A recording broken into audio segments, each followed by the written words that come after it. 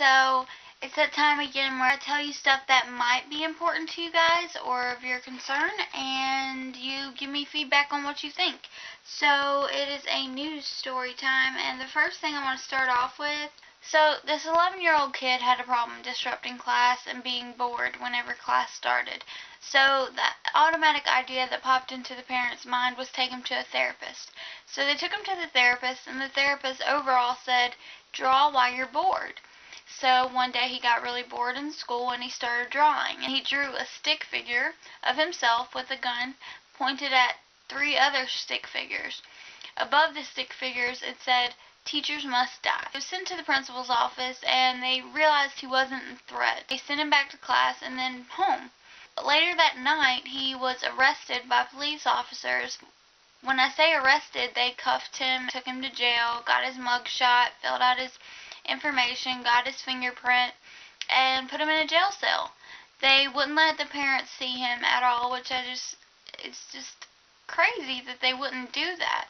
I mean, he's an 11-year-old, and I do realize the reasons that they took the precautions that they did, but they could have let him ride in the squad car uncuffed. It seems a little bit ridiculous, but if you actually think about it, I guess it's good because he could be a potential serial killer one day. So that's just one thing that struck my mind when I got on CNN.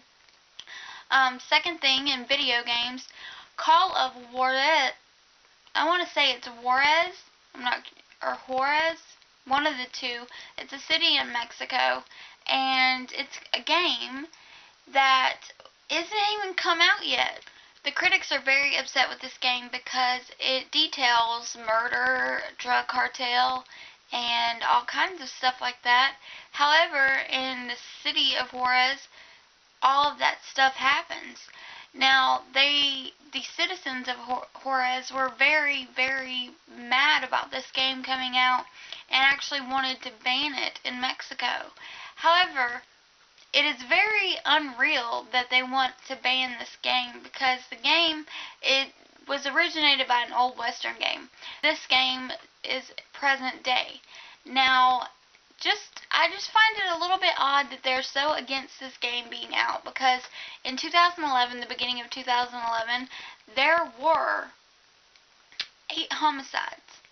8 homicides a day in Juarez. And to me, it's just like, why would this not be an okay game? I mean, you've got Call of Duty, which has way worse violence and language, and then you have this game which just tells a story about an actual city who's having problems with murders and drug cartels. So I don't understand the big, reason for that. However, the game isn't even coming out until summer. A unanimous vote has already been set to ban the game in Mexico. So, it's just weird. In other video game news, the author of True Blood, the Sookie Stackhouse series, Charlaine Harris, has already created a game for the PC. It's a downloadable PC game. It's called Dying for Daylight. It's a game based upon a girl vampire who is searching for a potion to make it to where vampires can be out in the sunlight. I think it's pretty cool how an author is merging into video games, because it just opens the door for a lot of other things as far as movies and books becoming video games. Movies have become video games already, but not that many books, unless you count comic books. Also, I just don't know what it is with the internet crisis. Libya is now shutting down the internet for their country, or their place, whatever. Yeah, their country. And I just don't understand why. There's protesters all over again. Basically, I think it's becoming an epidemic across the world, pretty much, about internet shutting it down. I have no understanding of why this is happening. However, with Egypt, they had to go through many providers to cut off the internet, whereas Libya the internet is through the state. So the state can just press one button and all internet be gone. A lot easier than Egypt, but they're protesting now, and this isn't that big of a deal for most people. But if you were in Libya, you'd be pretty pissed off, because the internet is the social network. It is how people communicate all over the world. So shutting it down is ridiculous unless there's numerous terrorist messages to terrorists. I just don't understand the reason behind it. In good cell phone news, scientists have found that cell phone exposure, you ready, increases brain cell activity.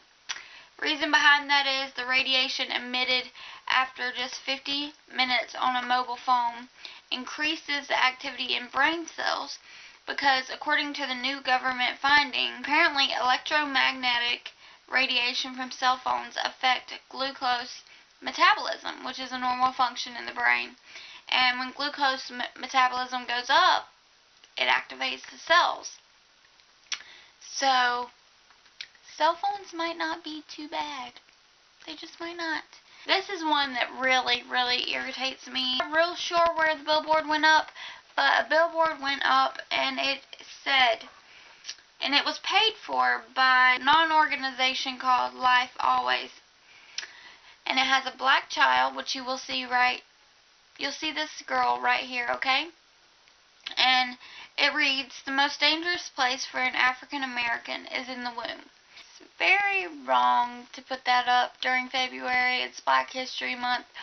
However, the signs do show the demographics that African Americans have more abortion rates than any other race. And I understand that, but it's just sickening to see that type of billboard up during Black History Month. I don't really know. And last but not least, ooh, that was my laptop. We have a local news murder. About 10 miles away from my house, there was a murder about 3 days ago, and it was a owner of a hotel. She was murdered in her own hotel. Actually, 3 days ago they found her, and today they were doing random stops, and they found the husband and they arrested him. And the husband is up for trial for murdering his wife. Now, this happened in Saluda, so this is really close to home, and I just don't understand why it happened. She was 53 years old, so my prayers go out to the family.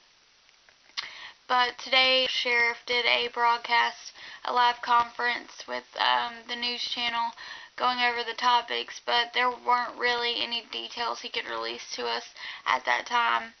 So, I don't know what's going on with this world. However, I just wanted to do a little bit of a news story session thing, and just fill you guys in on what I thought you guys should know. So, that'll be all for now, and I did my hair different with this new hairstyle, so I hope you guys like it. And apparently I am losing my voice. Can you hear me cracking? Crack. Yeah, I'm losing my voice. I hope you guys have a wonderful day, because this is going to be uploaded at like 3 o'clock in the morning. So, yeah. Yep. Anyways, I love you guys. You guys take care. Much love. Peace out.